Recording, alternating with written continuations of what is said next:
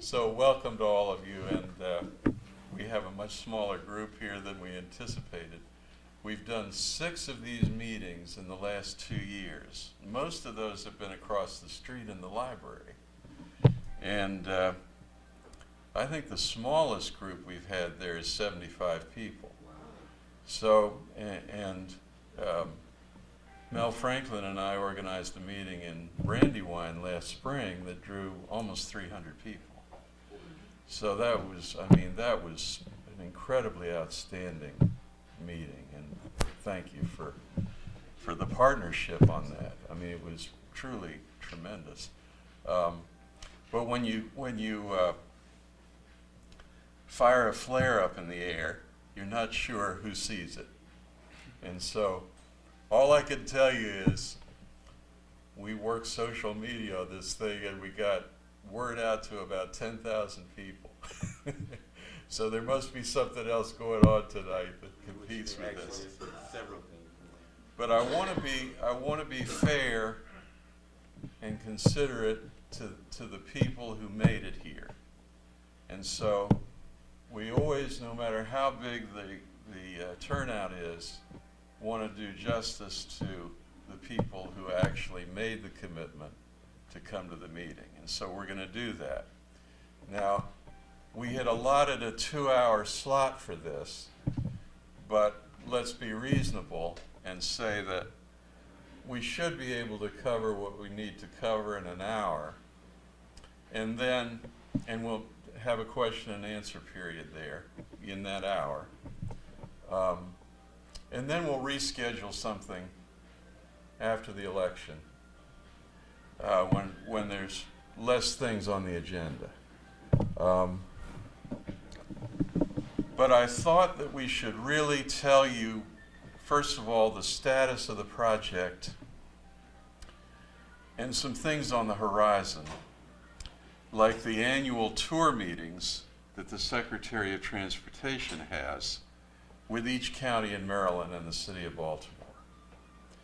And what happens there is the Secretary, we call it the tour meeting or the road show, but the Secretary and what we call the modal administrators, the people who deal with aviation and the Motor Vehicle Administration and the Maryland Transportation Authority and all the subdivisions, the Maryland Transit Authority, all the subdivisions of the State Department of Transportation go on the road, and they basically meet with all the elected officials in the state, county by county.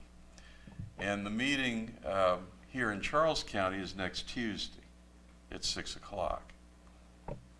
Now, last year,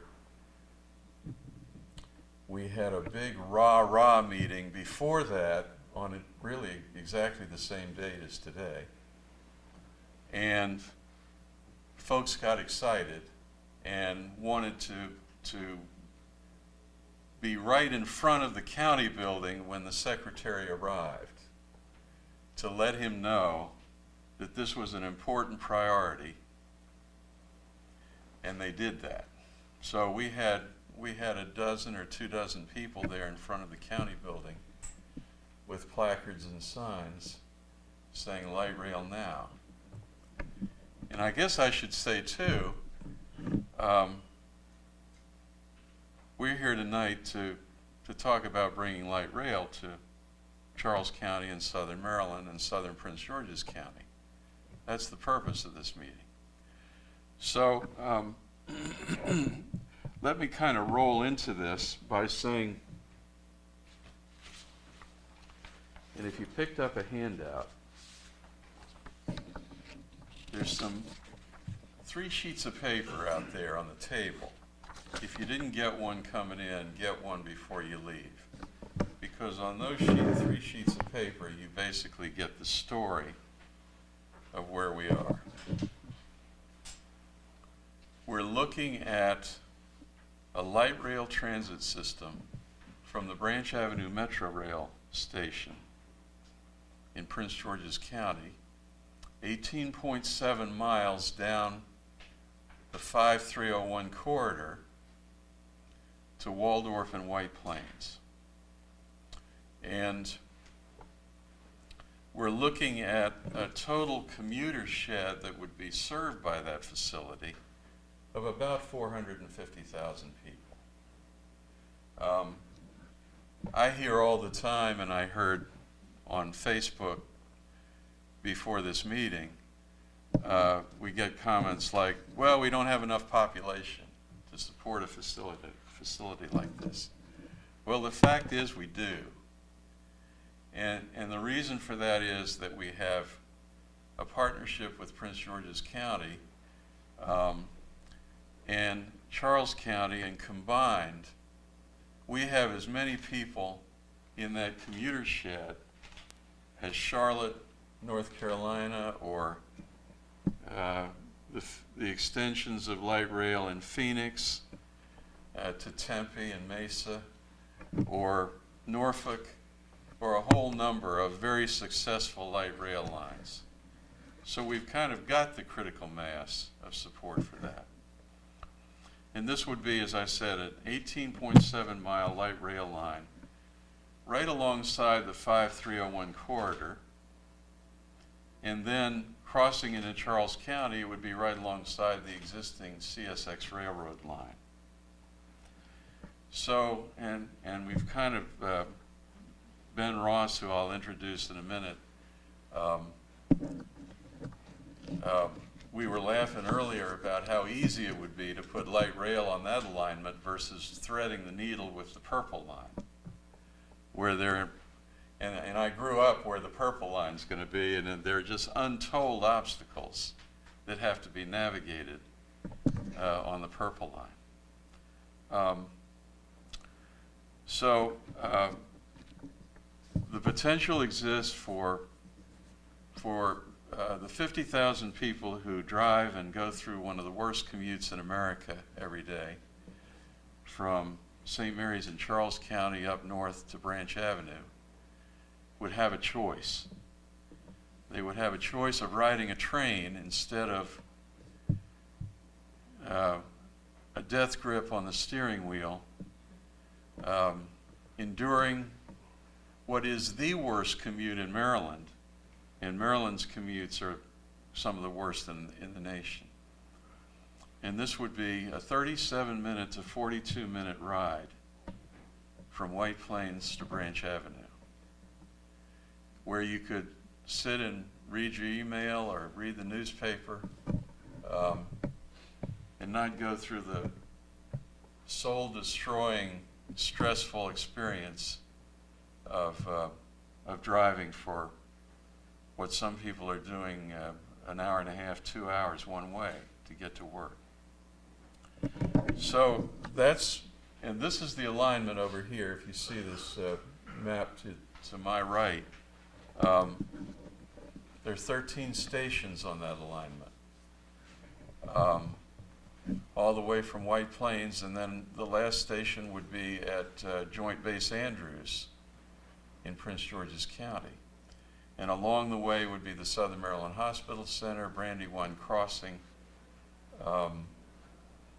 very important employment and activity centers, and this would generate interest in the private sector in investing in transit-oriented development around these stations and creating new employment opportunities for our citizens here.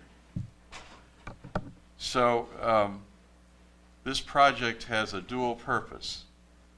It has a purpose of moving people efficiently, quickly. It has a purpose of an economic development purpose of as a catalyst for economic growth and development around the stations. And so it's a fundamentally important facility for our future economy in this corridor and for economic growth in Charles County.